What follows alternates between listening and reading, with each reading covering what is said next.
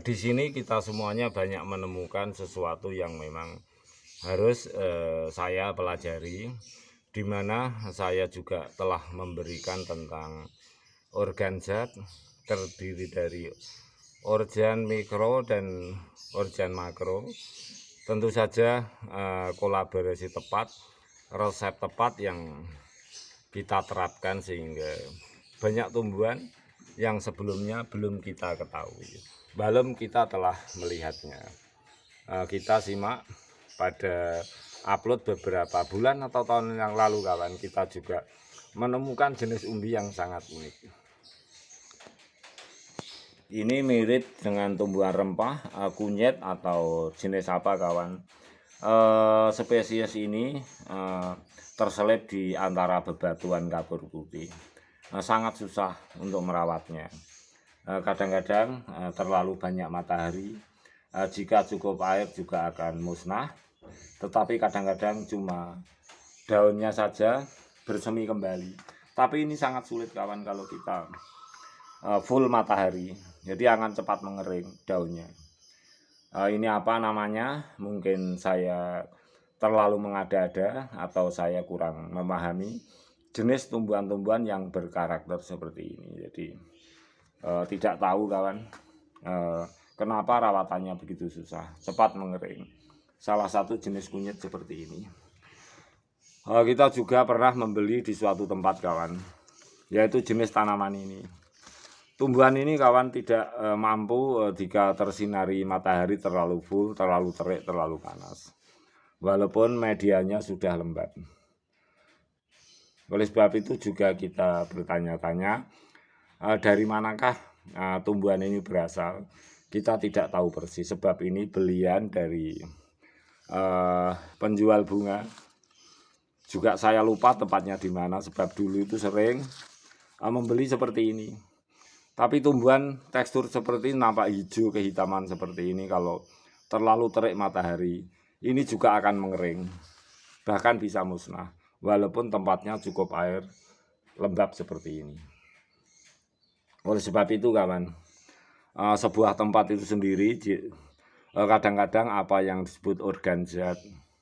Tentu organ zat, zat makro dan zat mikro. Zat mikro yang tidak bisa kita lihat oleh mata. Makro karena keberadaannya itu sangat jelas. Tentu ada sel-sel yang melengkapi, yaitu sel air, atau sel oksigen, atau sel matahari.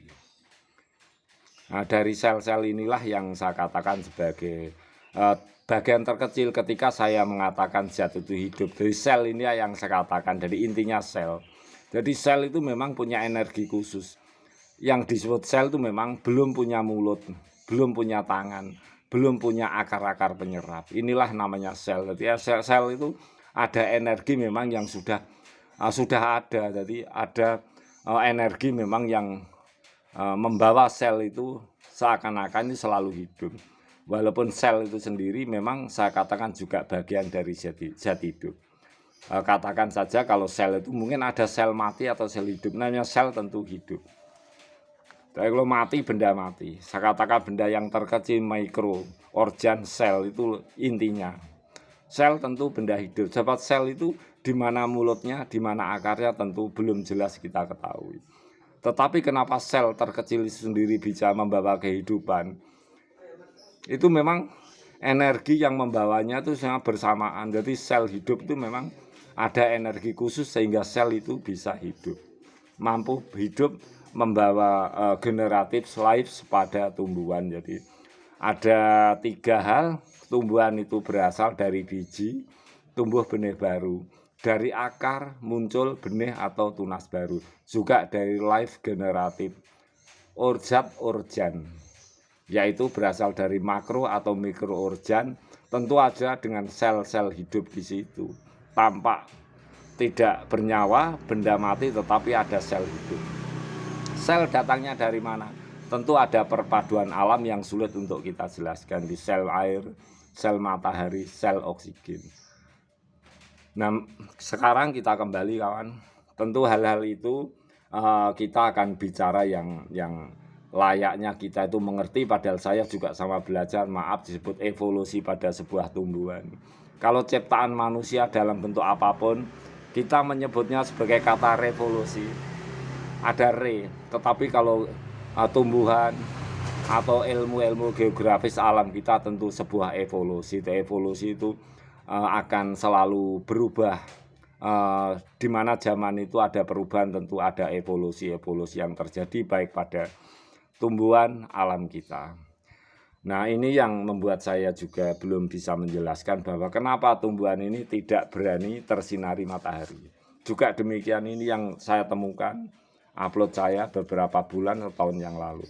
Tampaknya jenis rempah, kawan. Kenapa selalu tidak siap hidup dengan subur kalau tersinari matahari.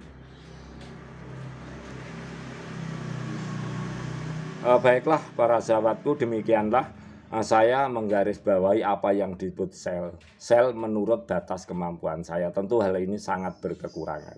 Jadi sel itu memang hidup, saya katakan hidup. Sedangkan sel itu sendiri ada energi yang membawanya sehingga sel selalu hidup.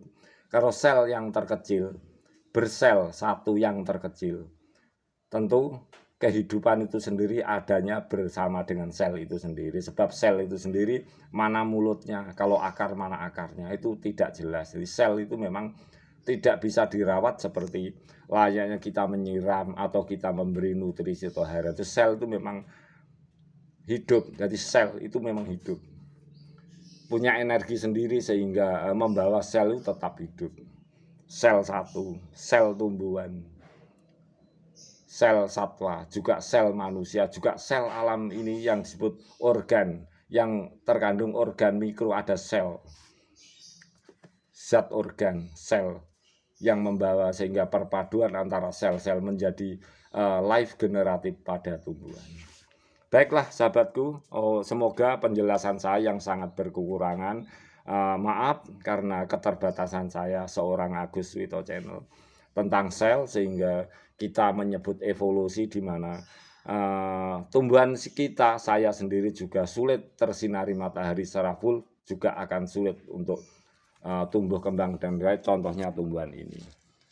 Tentu kita akan menghubungkan semuanya. Semoga ini menjadi bermain-main yang bermanfaat.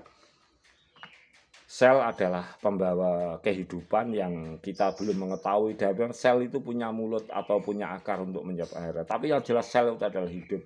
Dengan sendiri ada menopang energinya sehingga sel-sel itu adalah hidup.